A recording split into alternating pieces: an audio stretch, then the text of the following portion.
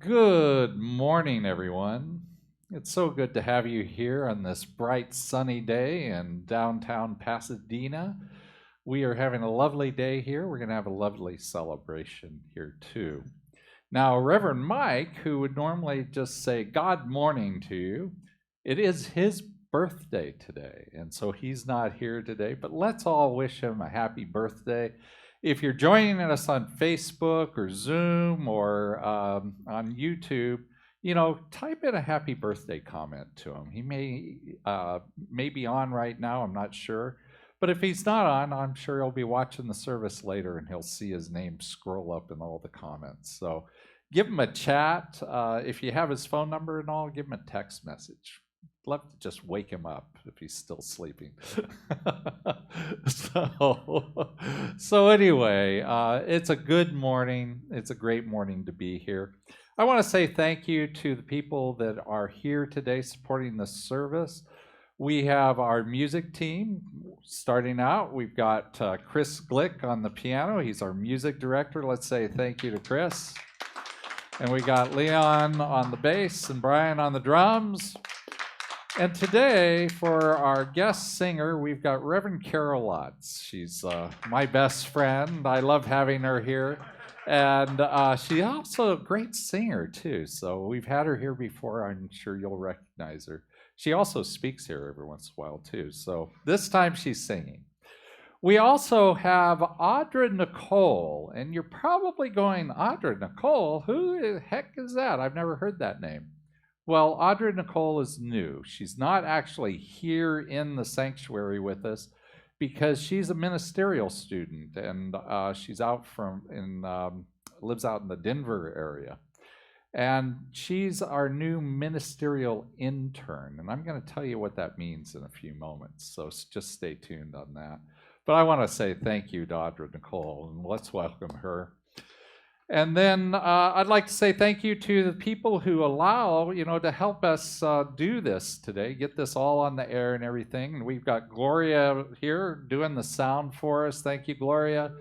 And we got Harris in the back there. He's pushing all our buttons. So thank you, Harris. And then we have a few people on our social media that are helping out as moderators. We've got Louise Mucha on Facebook. We've got Mindy Morrison on Zoom and Peter Bedard on YouTube. So let's say thank you to them. So, we're going to have, and one last one. We've got practitioner emeritus Nancy Thompson here. Let's give her a hand. But, I love Nancy. She has been a practitioner for a long time. And as you'll see today when she does the invocation and the prayer, you will feel that presence that she has. So anyway, thank you, Nancy. And so let's go ahead and get started today. We got a lot going on. And so I'd like to start out first by just taking a deep breath in and let it go. And let's just get grounded while we watch our meditation video, and then we'll have our invocation and our reading. Take it away, Harris.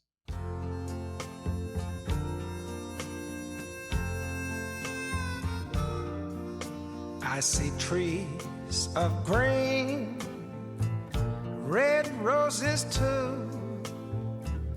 I see them bloom for me and you. I think to myself, what a wonderful world.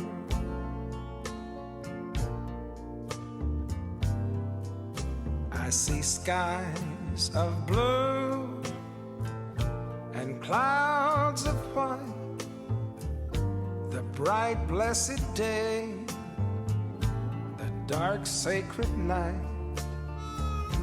I think to myself,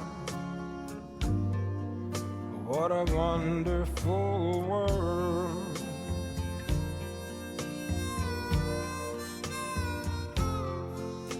The colors of the rainbow, so pretty in the sky, also on the faces of people going by. I see friends shaking hands, saying, how do you do?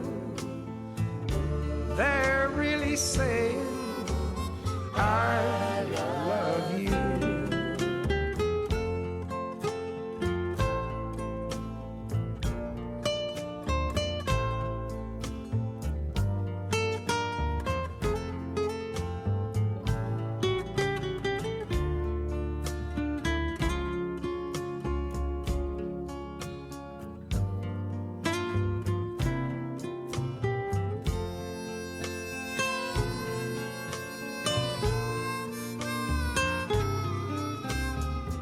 I hear babies crying, I watch them grow. They'll learn much more than I'll ever know. And I think to myself, what a wonderful world.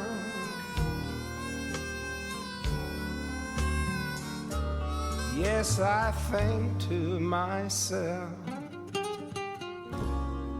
what a wonderful world.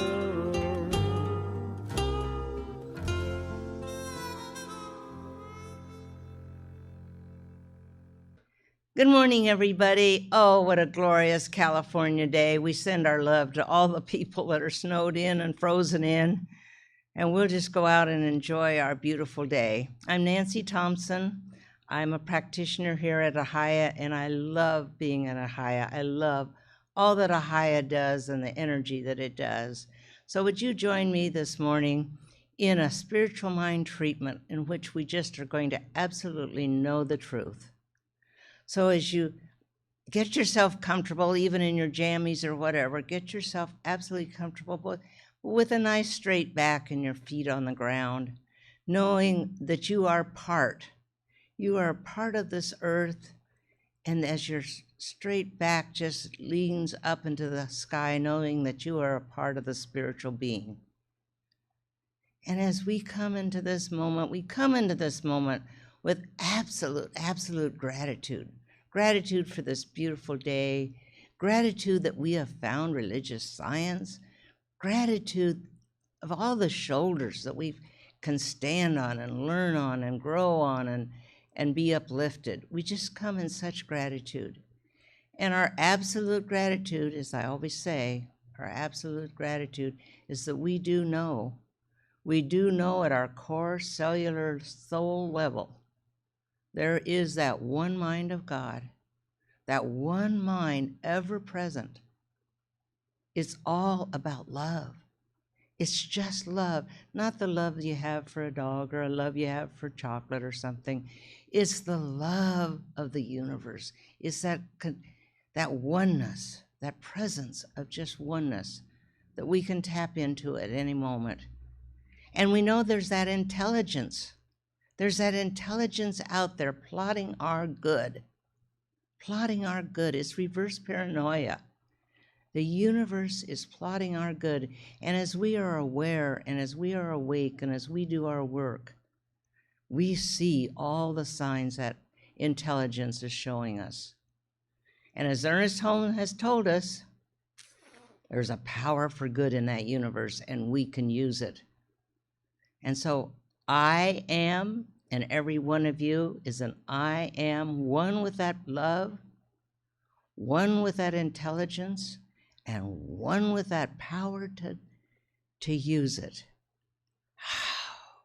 The strength in that, the power, the knowingness of that is so magnificent. And so as we declare this morning in that love and in that intelligence and in that power, that through the music that we hear today, through the talks we hear from Reverend Scott and Reverend Michael, we will be uplifted spiritually, we will be fed emotionally, we will be ready to face this week in a new way with new ideas and new thoughts. We are so gifted, we are so thankful. So we send these words into the one mind, and the one mind always says, yes, my beloved, Yes, my beloved, I'm with you every moment. Know how special you are. So we release these words in gratitude, knowing that they have spoken the truth, and they are so. And we say together, and so it is, amen and amen.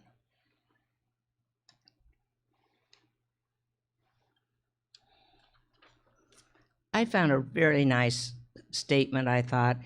Dennis Merritt Jones wrote this. I just really liked it. It's joy is an inside job, and we know that, don't we?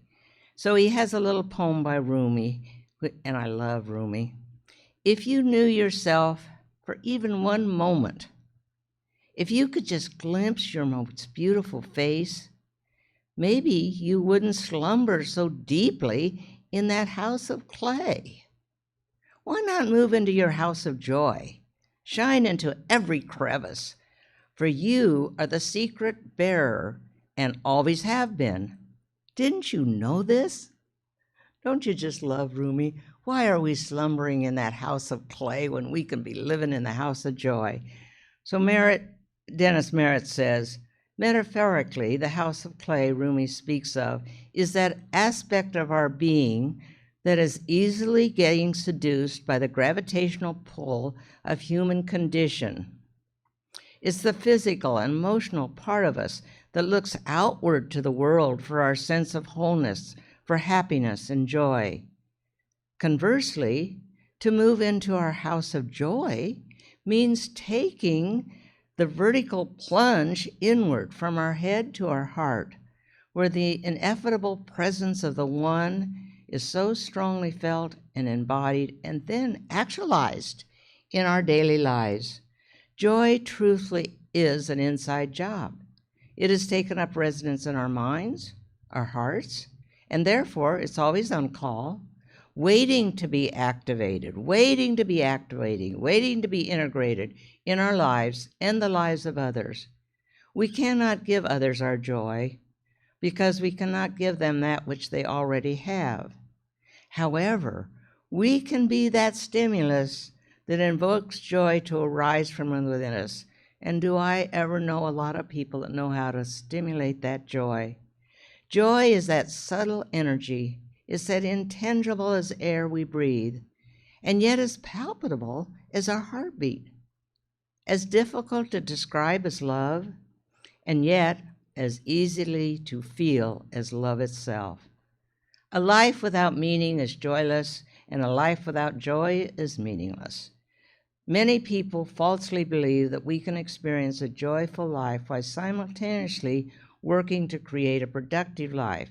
The practice is to know that one complements the other and to find balance between the two. As you move through this day, may you remember that you don't need a special dispensation to be joyful. You don't have to wait for a special occasion to feel the beneficiary of authentic joy, because there's never, never, never a moment when joy is further away from your next thought or lo, your very next breath. I send my love, and I can't wait until we're all together. Namaste.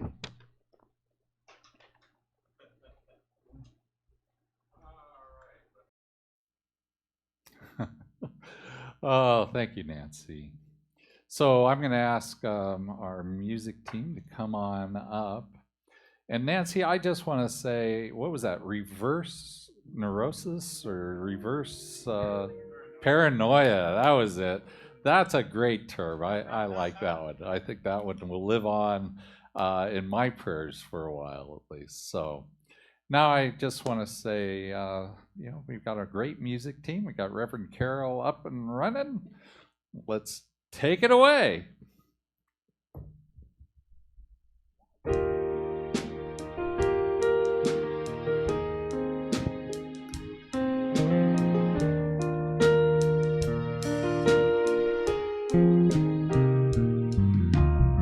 Someone's in need of a prayer today.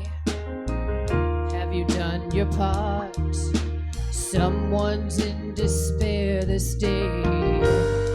Have you prayed from your heart?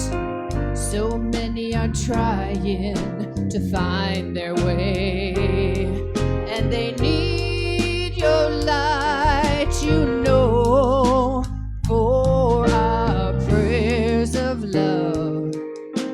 Lift them high, heals them, sustains them, and it sets them free. Our prayers of love, lift them high, heals them, sustains them, and it sets them free.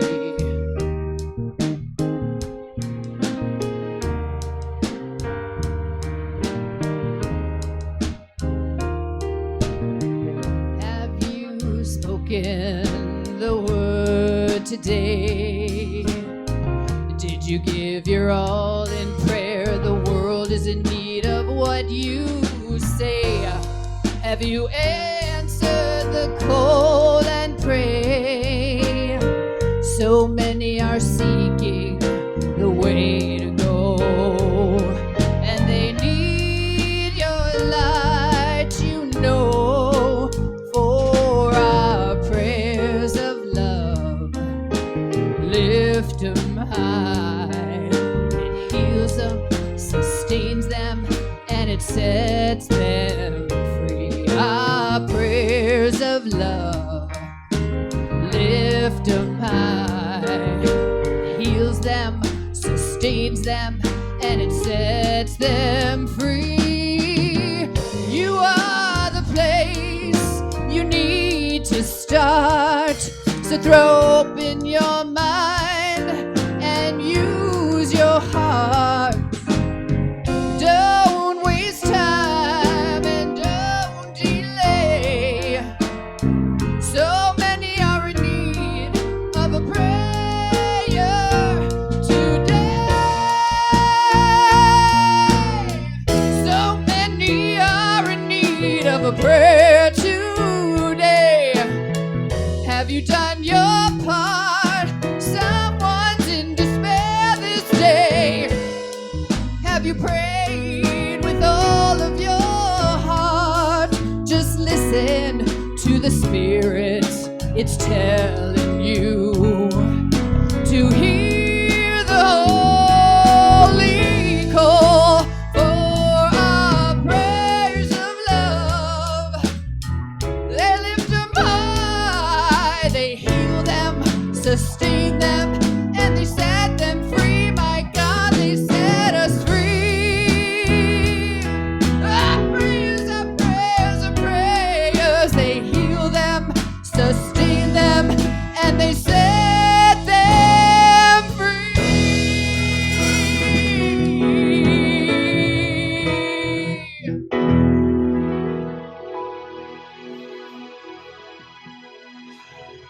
Oh, absolutely. They set us free.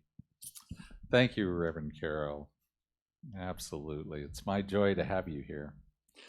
So, we're in, we've got about 3/4 of the way through February now, and our theme for February is One Journey, Many Paths. And, hey guys, thanks, guys. We are live, remember. It's one journey, many paths. And we're on this one journey, which is a spiritual journey of coming together in oneness. And then we're also on many paths, and these many paths are because we are individualized expressions of the divine, and the many paths that we're all on are beautiful. They are our own unique, individualized path. And so we're all on there, and we started out a couple weeks ago with the talk title of creating a clean slate. And we said that no matter whether we get stuck on our path or we're off our path that we had been planning, that cleaning our slate is a great idea, because when we clean the slate, then that allows us to put new ideas, new beliefs on our slate, new things into our thinking, which goes into the one mind that just says yes.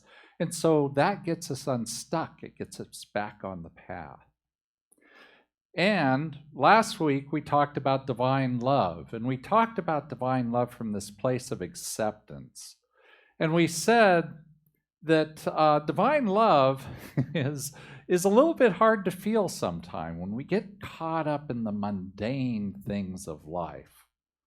I think we said something about burping up apple fritters and Cheetos, as being an example of the mundane things of life. That was an Anne Lamott quote.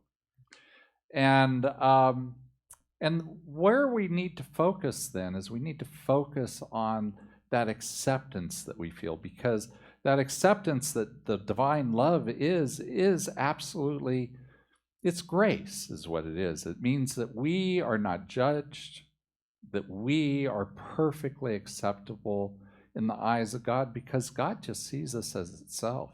It only knows itself as perfection, so it knows us as being whole and complete and perfect always. And so those are good things for us to get back into balance when we feel like we're a little bit off kilter. And so we're going to continue on today, but I'm going to start off by doing a power talk with Audra Nicole. Now, Audra Nicole, as I mentioned in the welcome, she's a ministerial student. She's out of the Denver area. She's going to the Denver campus for the ministerial school. And, when I was in ministerial school, I did the same type of an internship down at Laguna Woods. And that was Dr. Linda McNamara is down at Laguna Woods. And, she's now in her 35th year of being a minister, of a full-time minister, always in, doing something directly in ministry during that whole 35 years, which is phenomenal. If I tried to do that, I'd be 100 or something. I was done. So I don't think I'll be doing that. But my hat's off to Dr. Linda. And what I want to say about my experience down there is it wasn't just an experience of Dr. Linda supporting me. It was an experience of me being supported by all of Laguna Woods, all of the people there. And I really think it was a great experience for me. I think it was a good experience for them too. And so I'm hoping that that's what we get here, that we have the opportunity to take this action, which is to, help a ministerial student go on and build into their ministry. And that's what we're doing today. So Harris, why don't you go ahead and go with Audra Nicole. Good morning and happy Sunday, Ahiah spiritual family. My name is Audra Nicole, and I'm honored to be here with you today to share today's Power Talk. This week, we're talking about taking action. And what a powerful thing to remember, to revisit, and to talk about.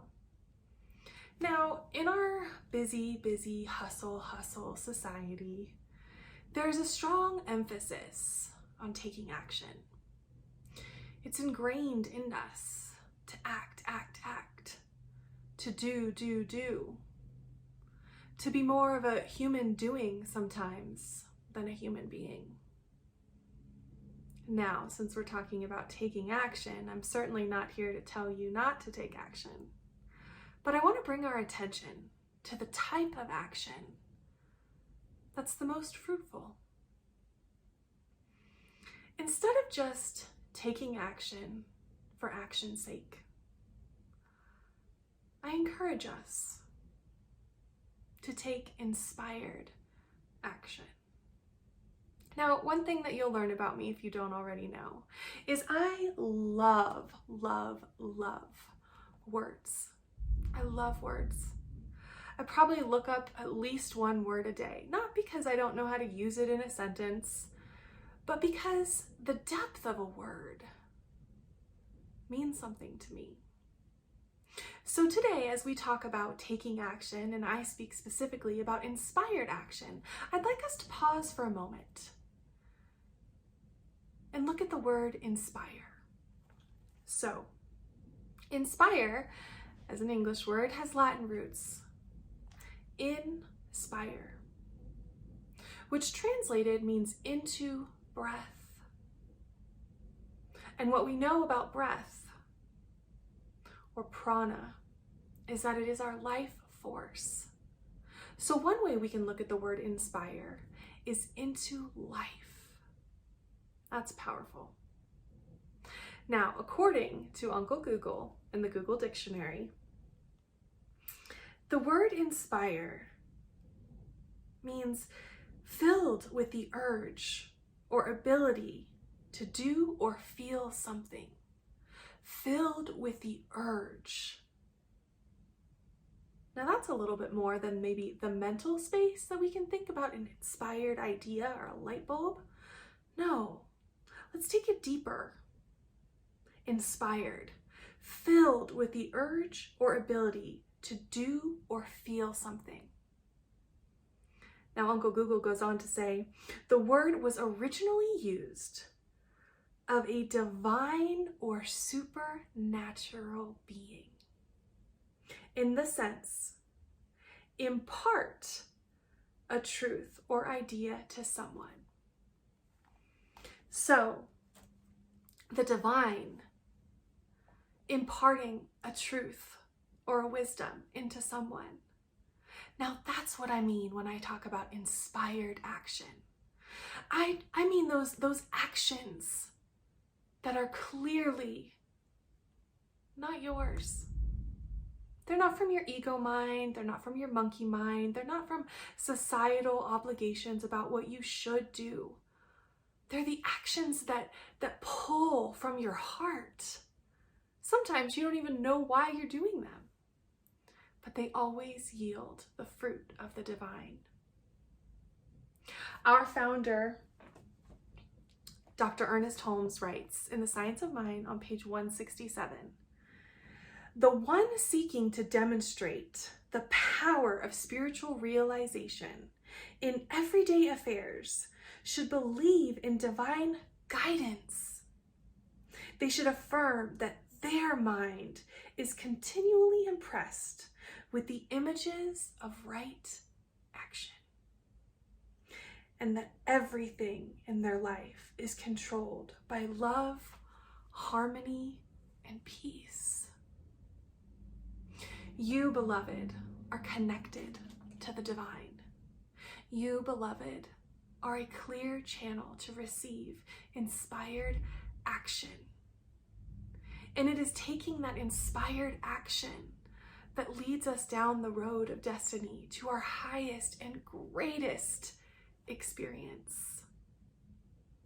Now, before I leave you today, I'd like to close us out with a couple words from beloved Harriet Tubman.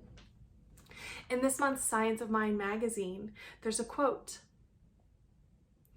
Always remember, you have within you the strength, the patience, and the passion to reach for the stars and change the world.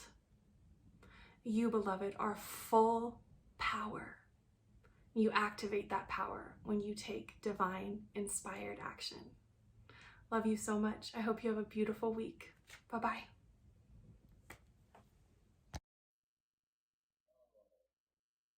Turn on my sound. How's that?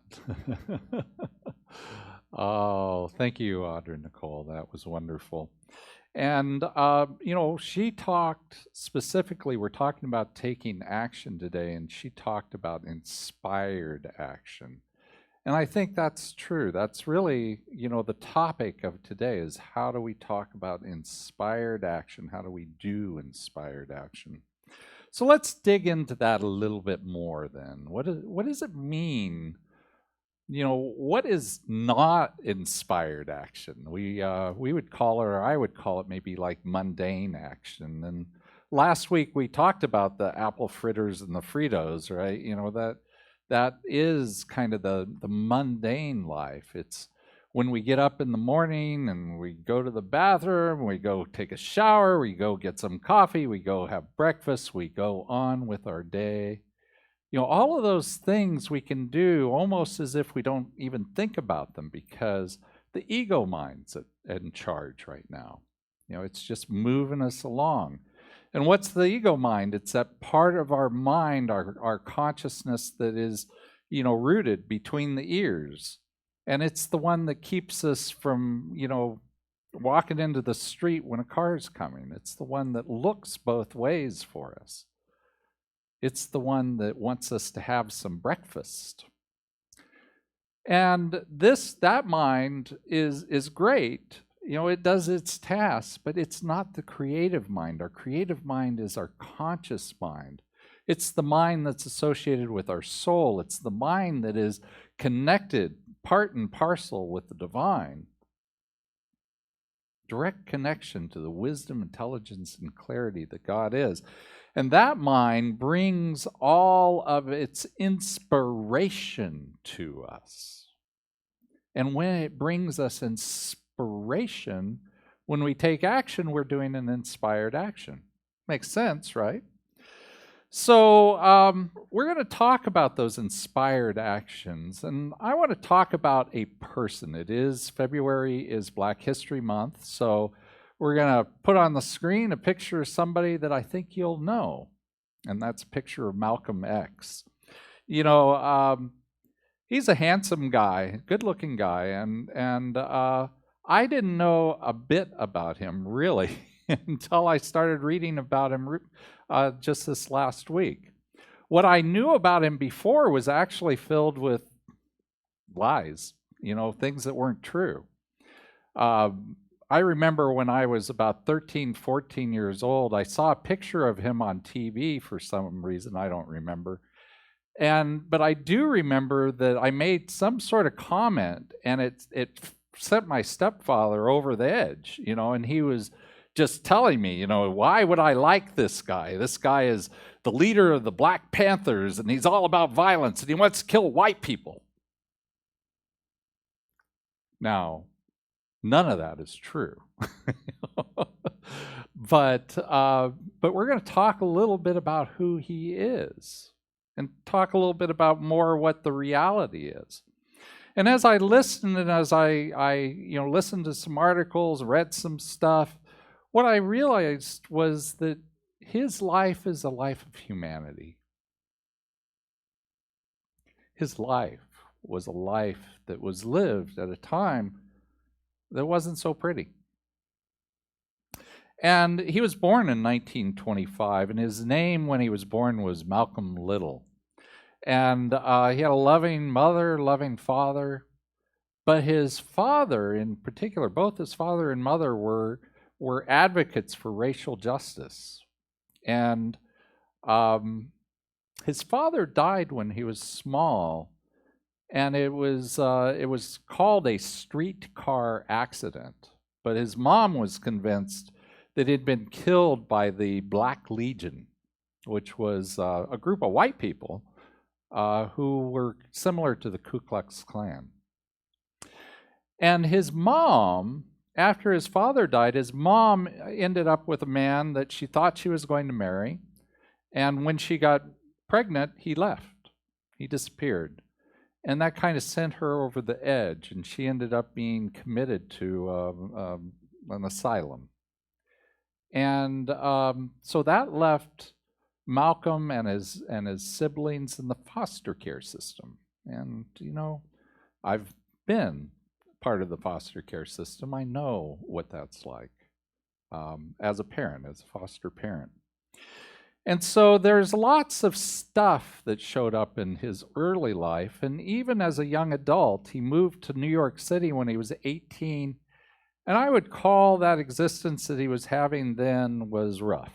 It was a rough life. And by the time he was 21, he'd been convicted of larceny, and he was sentenced to 8 to 10 years in jail. And when he was in jail, though, this is when he converted to Islam. And while he was in jail, learning Islam, he joined the Islamic Brotherhood, the Nation of Islam. And that's where he started doing real work on racial equality. Now, some of the things that he did was he took the name X at that point. And X stands for the unknown name that he would have, from his African ancestors, if he could actually trace it back, that would be his name. But who knows what that is? And so X is his name. And he took back the word black because when he was young, the word black was a bad word, right? But he came out with black power and black is beautiful. And he took back that word. And then it's said that he was an advocate. Well, he actually was an advocate for self-defense. He talked about that all the time, that you have the right to defend yourself. He was also a gun rights advocate. And, maybe if you've got a bunch of people coming at your family with guns, maybe guns are a good thing to have. I'm not a proponent of violence, but I think if I was to have that choice, I would kind of follow him in suit. And then it's said that he was having a war with white people. He called white people blue-eyed devils. I'm not blue-eyed, but I might be a devil. I don't know. But, over the years, especially towards the end of his life, which wasn't that long, he started to soften on that. And his message was more about all people coming together. And I think that we're all on a journey, and we all get to learn. And we all get to change our position over time. And so I think that, when he was assassinated, he was 39 years old when he was assassinated, and he was killed at a club in Harlem called the Audubon Ballroom. And he was killed by some people from the Nation of Islam because he had broken away from the Nation of Islam by that time. But actually this last week, I was reading about Malcolm X, and it's just amazing that just the last couple of days there's been some new information that has arrived. He was killed in 1965. And now, all these years later, some new information has arrived by an undercover police officer for the NYPD who is on his deathbed confessed that he was part of this conspiracy that went out and arrested all of Malcolm X's bodyguards so they wouldn't have any bodyguards that day. Now, who knows? I don't know. It's in the news. We'll find out as time goes on. As history, goes through all this, we'll find out the reality of that. But we know that there were a lot of things. There were FBI files and a lot of things that were happening in the United States in those days that we're not proud of. And maybe that was one more of those. But what I do know, what I can see from what I read about Malcolm X is that he was a natural-born leader. And one thing that he definitely did was he stood for action. He stood for taking action. And maybe that's a little bit about why he was labeled as violent. Because, if you take action, you're actually doing something in the world. It's a lot easier to call you violent than if you're sitting on your couch, couch potato watching TV. Not very violent. Everybody agrees that's not violent. But if you're actually out in the world, who knows? But one thing I know based on his writings is that he stood for some things. And he has some really great quotes out there. I'm only going to give you a couple of them, but I really recommend that you go out and look at the internet. It's easy; they're easy to find. And one of the things is he knew that you needed to stand for something. Action's no good if you're not standing for something. And so on your screen is a quote from him that says, A man who stands for nothing falls for anything. And I think that's true. Because if we don't have our own internal barometer, our own compass that's pointing us in a direction, and then we go out and we see things in the world and we go, is that pointing in the direction that I stand for?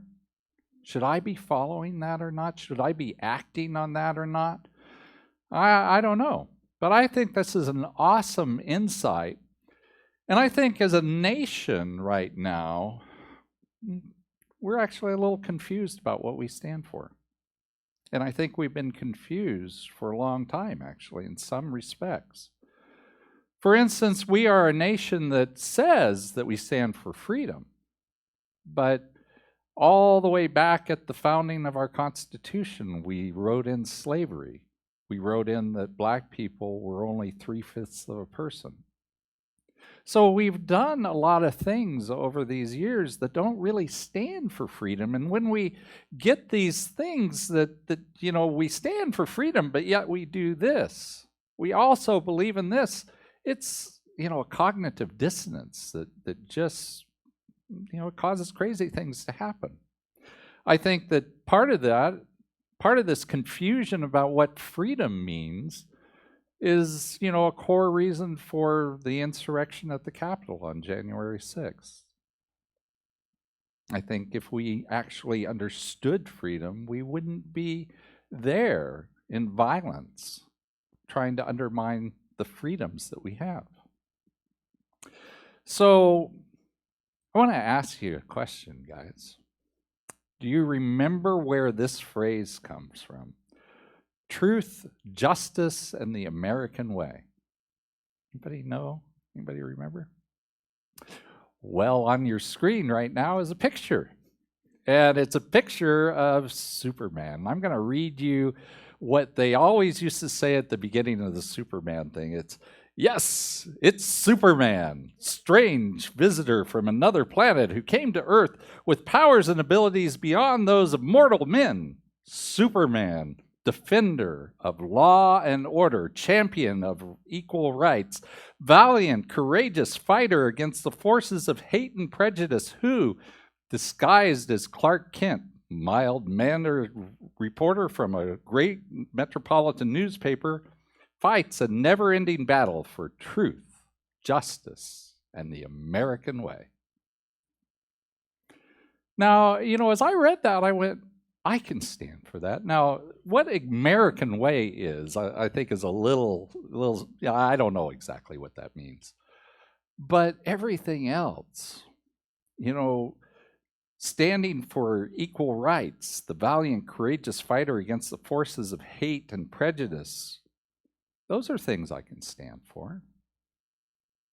I can stand in that place and then recognize whether or not those things that people are saying around me, do they square up with what I say I stand for or not? Superman, he always did that. He is a fictional character, so he gets to get away with it. But, he always compared what Lex Luthor was doing against the values that Superman had. And he found Lex Luthor coming up short. And so that's why he was always defending people around him.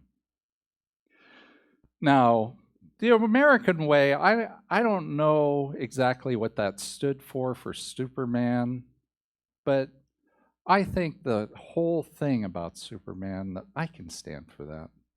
I think maybe Malcolm X stood for it too. Now, we can't just stand for ourselves. That's one of the key things, is we can't stand for ourselves. And on your screen right now is another quote.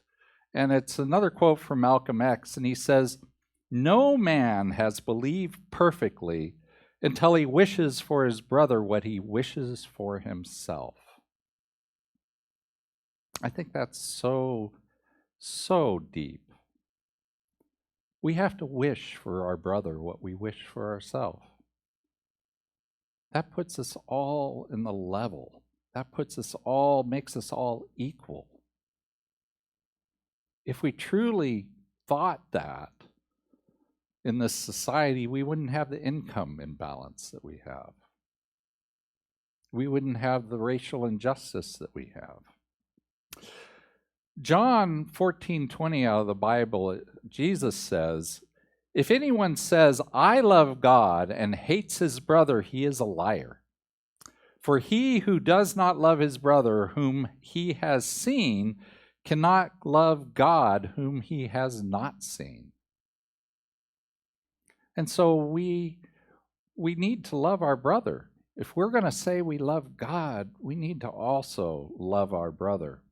And both of these statements, what they do is they call us to powerful action. They call us to take on the things that are around us that don't line up with what we stand for.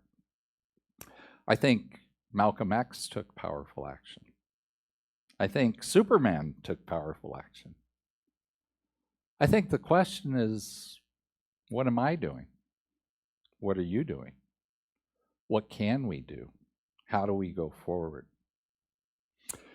You know, it's no secret that Gabriel and I adopted 3 boys out of foster care. And when we did that, when we adopted our first 2 boys, because we adopted Cody and Dylan, then 7 years or something later, we adopted John. No, it wasn't 7 years. It was more like 4 years. But anyway, we adopted them in 2 batches. And I was 42 years old when we got Cody and Dylan. And I have to tell you that 9 months before that, I had never once thought of adopting any kids. And what happened was, I was at church. I was at Namaste in Long Beach, and I walked out the doors of the church, and there was a table sitting there, and there was people from the Orange County Adoptive Services, which was a little strange because we were in LA County, but not that far from Orange County. And they were there, to tell us, they were looking for adoptive parents, and they were just telling people what the process would look like. And Gabriel and I spent maybe a total of 3 minutes at that table. That's all it took.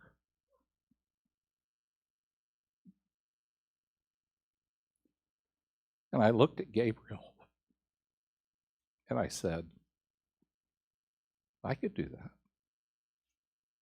And Gabriel nodded, and we basically said we could do that.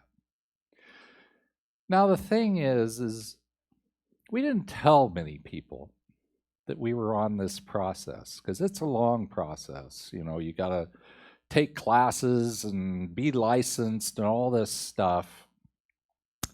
And so it took several months to get to the point where we were ready to be licensed. And we didn't tell many people because the first couple of people we told, they were polite, they were nice, but you could see the fear in their eyes.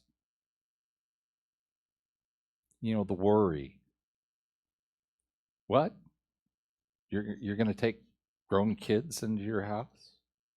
You know, what? What's going to happen? All this worry, all this fear that was there. And so after a while, Gabriel and I just kind of kept it quiet. We took our classes, we did our stuff. We told a few other people that we knew would support us, our minister, for instance. But we weren't talking a whole lot about it. And the thing is that this fear that you can feel, it can keep you from doing the things that hold you up. You know, when I was at that table, I was kind of like the Grinch. I felt my heart grow 3 times.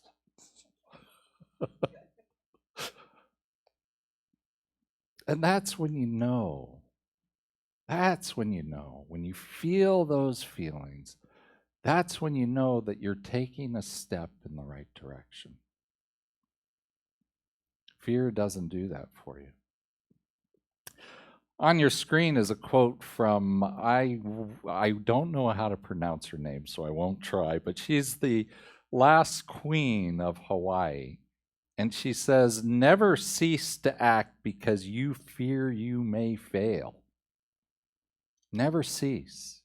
We have to keep moving forward. The thing that keeps us stuck in one place is that word ruminating, where we sit and we think and we think and we think and we think and we worry and we think, and we don't ever get off the couch when we do that. So we don't want to let fear stand in our way. We want to let Spirit guide us. And, I have to say that in that entire process of adopting our 3 sons, I feel like Spirit guided me in every step that way. And what I know is that the exact right 3 boys came to us. And I know that because I know it here.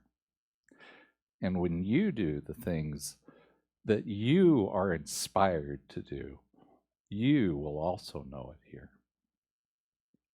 So I want to leave you with an affirmation today that's on your screen. So go ahead and read it along with me. It says, "I remember that I am on a journey of oneness and allow my actions to move me forward." Let's say that again. I remember that I am on a journey of oneness and allow my actions to move me forward. So as you go out into your week this week, I want you to just remember, what do you stand for? What is it that you stand for? How are you allowing that to lead your life? And what actions are you taking that are inspired actions? How is that showing up in your life? And then finally, as always, if you're not sure how you should be inspired, or you're not sure what actions you should take in those directions, just let Spirit guide you. Thank you, and namaste.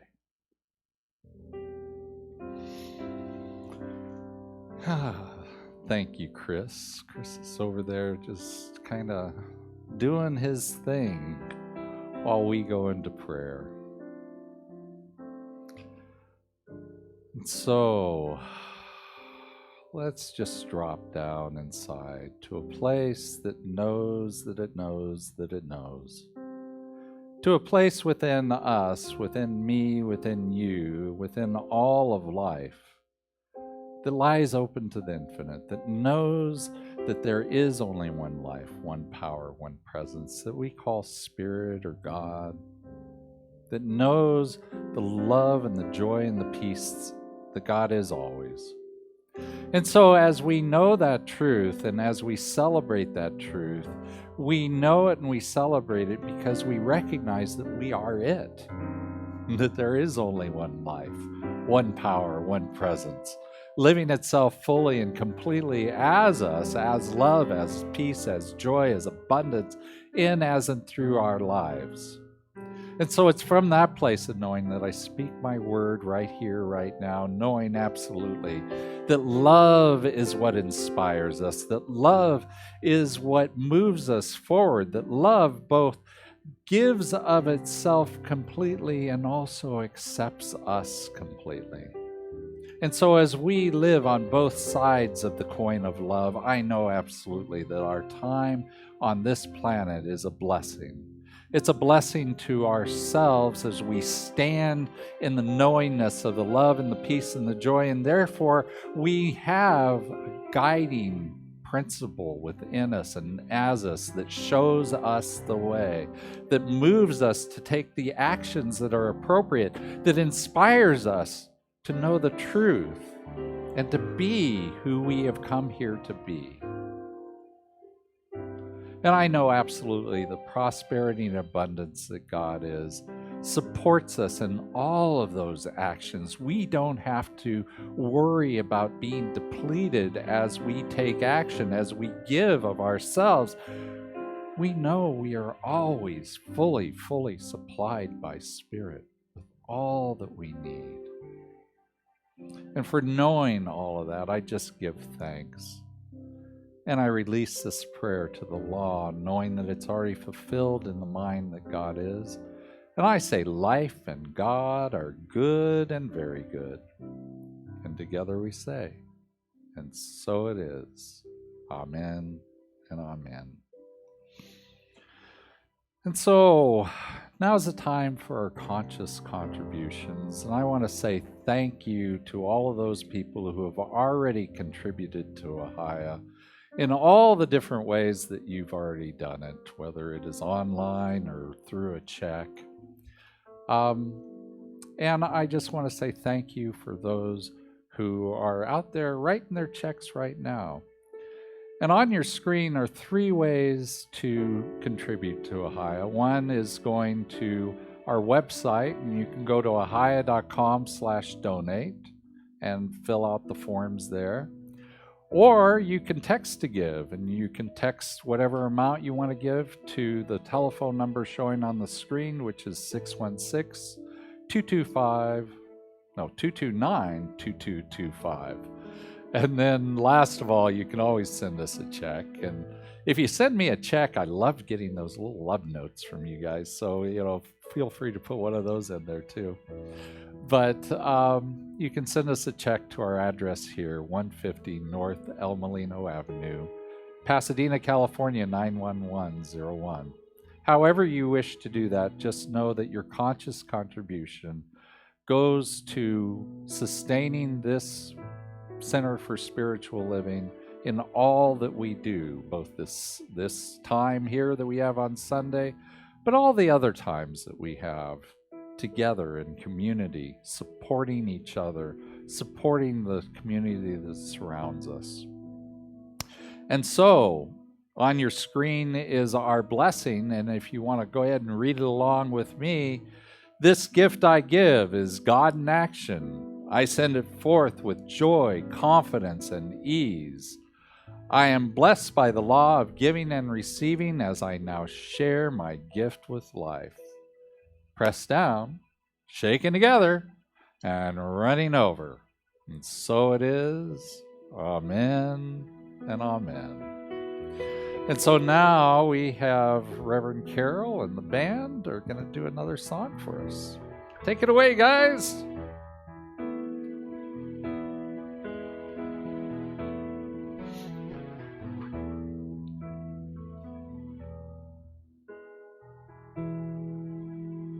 Welcome to the planet.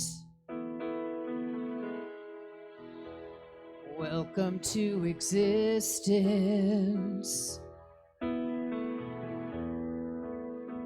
Everyone's here. Everyone's here. Everybody waits for you now. Everybody's watching you now. What happens next? What happens next? I dare you to move. I dare you to move.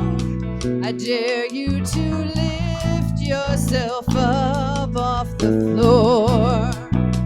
I dare you to move. I dare you to move like today never happened. Today never happened before.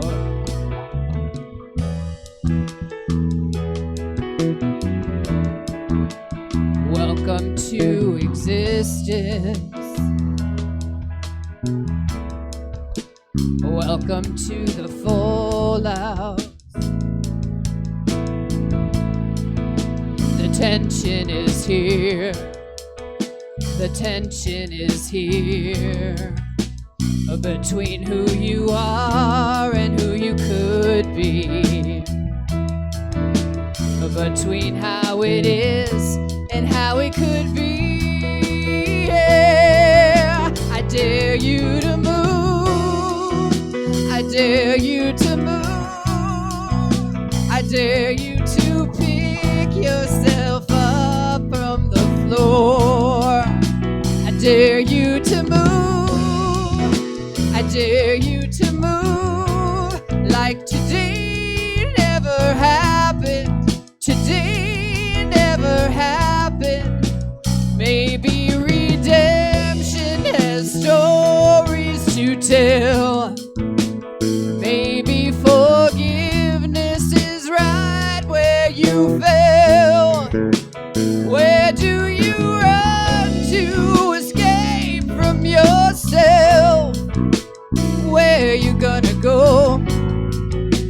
Where you gonna go? I dare you to move.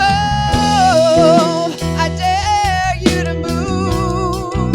I dare you to pick yourself up on the floor. I dare you to move. I dare you to move like today never happened. Today never happened before.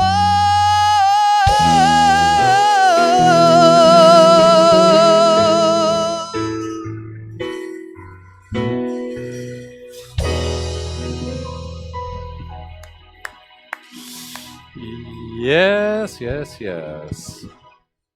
I dare you to move like today never happened. You know, that's how we need to take our action, as if we're living right now. I absolutely agree. So, I just have one announcement right now, which is that we extended the time for nominations for people who want to be on the board to fill out their application to this Wednesday. So if you have not filled out your application, if you're interested in being on the board, you can just go to the website, ahiah.com, and find the link down there that says, apply. And that'll take you to an application. I think it's got like 13 questions or something that you just fill in, hit submit, and boom, there you are. So we are looking forward to that. We're also looking forward to our annual meeting. Put that on your calendar. It's March 28th, and it's right after service, which is, right about now, just right after noon. And we're looking so forward to having you there. You do not have to be a member to participate, to hear all the great news that we're going to tell you about at the meeting. You do have to be a member in order to vote. That's all. And so be sure, remember, if you are a member, be sure to have paid your annual dues, which are just $10. So most people just naturally get that through their normal giving. You don't have to give anything special. You just have to contribute to the regular Ahiah fund, and that counts towards it. And so we love seeing you March 28th. Love seeing you next week too. So let's go ahead and do our benediction. And so it's on the screen right now. Just read along with me. Something wonderful is happening through me right now. It is this thing called life. Life is in my mind. Life is in my body. Life is in all of my affairs. I accept it. I am it, and I share it. Just the way it appears and just the way it appears not. Thank you, life. Amen and amen. And so I would love to see all of you in our fellowship room. We are doing that on Zoom. And so if you want to find the Zoom link, all you have to do is go to ahiah.com/virtual and press the Go to Zoom button. I'll see you there. Otherwise, I will see you next week. God bless everyone, and namaste.